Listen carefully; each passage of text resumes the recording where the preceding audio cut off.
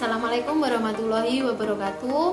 Di video kali ini saya akan membahas tentang dampak COVID-19 terhadap perilaku konsumen dan produsen di pasar internasional maupun nasional.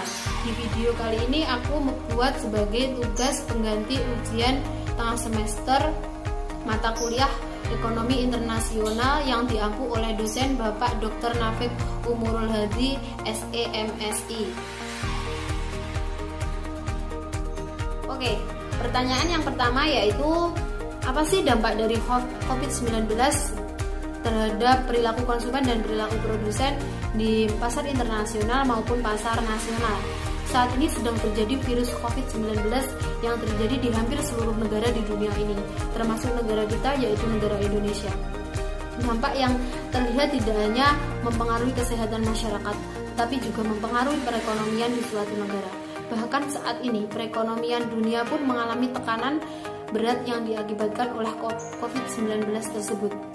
Dari aspek konsumen pun berubah. Sejak COVID-19, persediaan masker, larutan pembunuh kuman, dan alat pelindung lainnya mengalami kelangkaan. Hal ini disebabkan oleh penimbunan yang dilakukan oleh masyarakat dalam rangka mencegah penularan COVID-19 tersebut. Tidak hanya itu, bahan makanan dan sembako juga banyak diborong oleh masyarakat setelah Presiden Joko Widodo mengumumkan adanya 2 WNI positif corona pada 2 Maret lalu. Akibatnya harga alat kesehatan termasuk masker dan hand sanitizer alami kenaikan yang signifikan hingga berkali-kali lipat. Bahwa terdapat 2 kekhawatiran yang muncul di masyarakat. Yang pertama yaitu khawatir jika tidak belanja sekarang, bisa saja besok harga akan naik. Yang kedua, jika tidak belanja sekarang, persediaan barang telah habis untuk esok hari.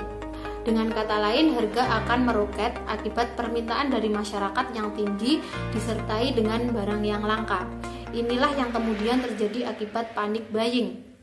Penimbunan barang akibat wabah COVID-19 ini tidak hanya terjadi di Indonesia saja, tetapi terjadi di beberapa negara, yaitu di Amerika Serikat. Presiden Amerika Serikat Donald Trump pun telah berupaya mendesak warganya untuk tidak melakukan penimbunan bahan makanan. Hal ini menyebabkan banyak bisnis yang menjualnya besar-besaran atau justru membatasi jumlah pembelian oleh pelanggannya. Di sisi lain, dari aspek produksinya pun berubah. Produksi di luar bahan pokok seperti baju, alat elektronik, dan lain-lain itu akan mengalami penurunan yang sangat drastis, sehingga perusahaan-perusahaan mengalami penurunan dalam pendapatan dan banyak karyawan yang PHK.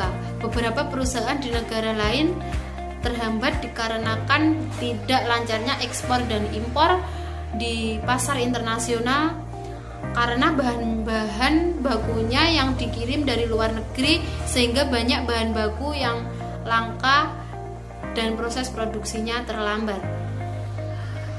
Oke, pertanyaan yang kedua yaitu Anda menjadi seorang pebisnis, apa yang Anda lakukan dengan situasi seperti ini?